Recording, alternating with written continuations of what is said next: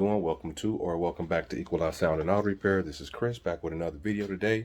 Today we are working on a 2011 Mazda CX-9 Touring. We're getting ready to replace the front brake pads. So let's go over here and show you some of the tools you're going to need to get the job done. Alright, so you're going to need a 3/8 ratchet, 17 millimeter socket. If you want to get the job done a little faster, you're going to need a screwdriver to compress your caliper. You might need a little screwdriver to help with your old brake clips if you're replacing those.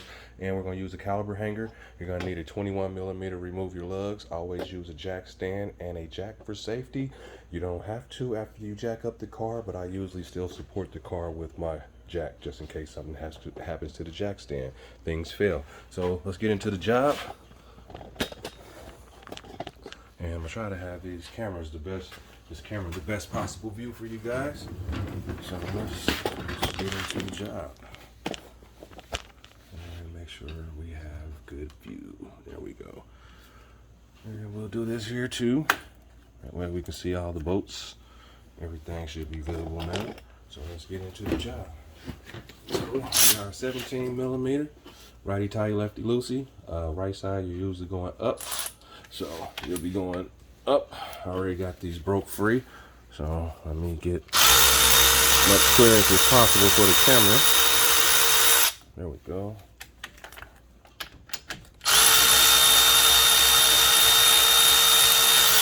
All right, so we got the guide pins out, 17s. That's one. They're pretty lubricated, so we'll still put a little lube on them when we go back in with the new ones. Hopefully I can pull it out now. If not, we're not going to play around.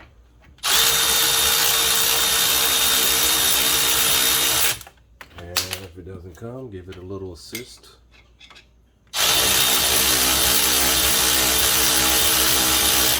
All right, let's see what we got there. There we go. And these are two different sizes. The top one is thicker than the bottom. So you have your top pin and you have your bottom pin.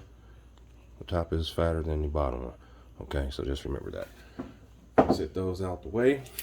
All right, let's get our screwdriver, compress our caliper over. The more you can do it, the better. All right, we got it loose. Let's see how much compression we can get without having to do more with the caliper pusher. Let's see. I feel like it's compressing back pretty good. So hopefully it gave us enough extra push back. All right, so we got our caliper there. Get the camera back into view. Tearing up everything today. All my lights is getting beat up.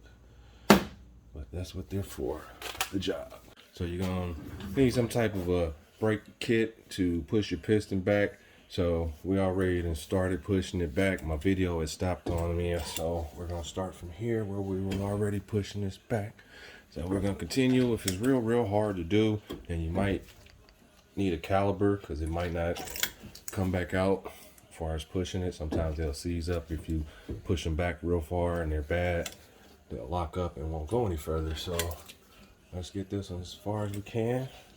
This is a double piston, so the other kit that I use, it usually takes care of both of them, but we're just gonna flip it over to the other side, like that.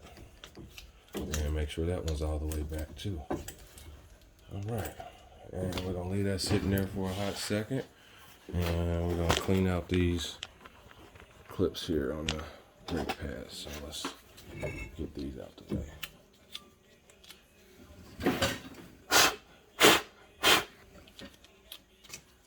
Alright, so those are ready for the new pads. And we went with the Duralast Elites from AutoZone. Yep, that's what we went with. So we're going to put those on there.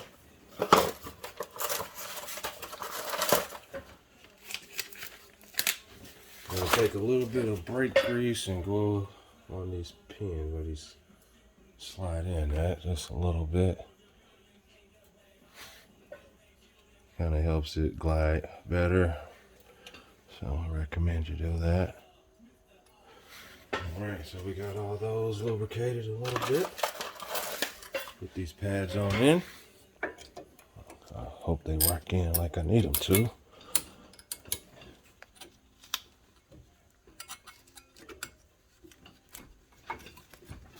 All right. Oh, almost. Let's get the front side in first to stabilize it.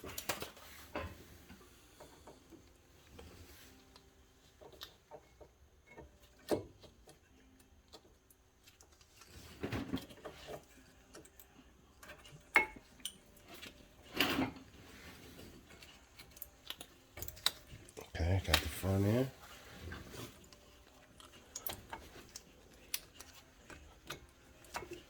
Almost. Let's try that one more time. Okay, so let's give it a couple of taps. Because it's a little tight right there. Acting like you don't want to be my friend today. I feel it in the groove. Let's try top bottom.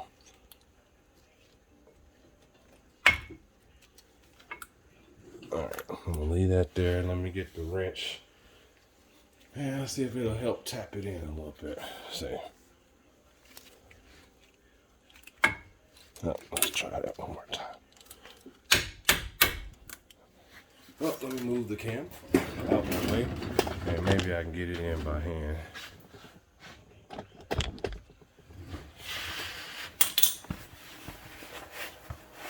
Make sure we got ample lighting. And what are we blocking against? There we go.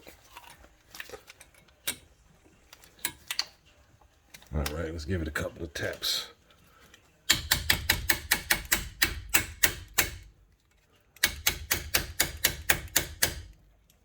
All right, it didn't want to go for us that time. And I think we got something in our way. And we do. Let's grab that screwdriver. It's this little piece right here. Well, we popped the whole thing off. Let's put it back on.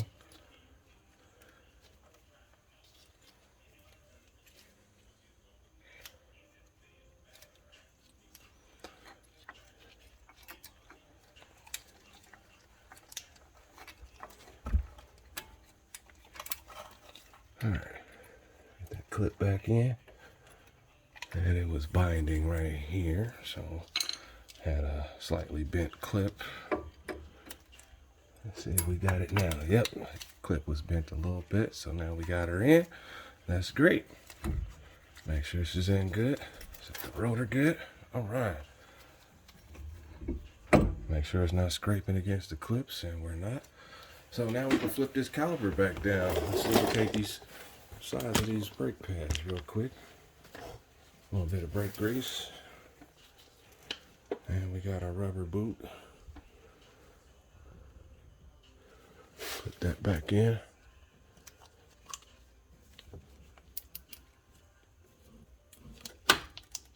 There we go.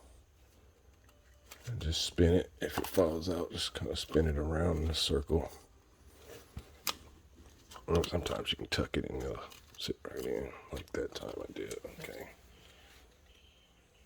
A little brake grease.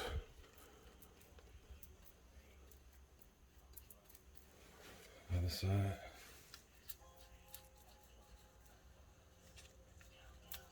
All right, that's good. It don't have to be sloppy. All right. Now we can release this brake caliper, and we're gonna flip her back down.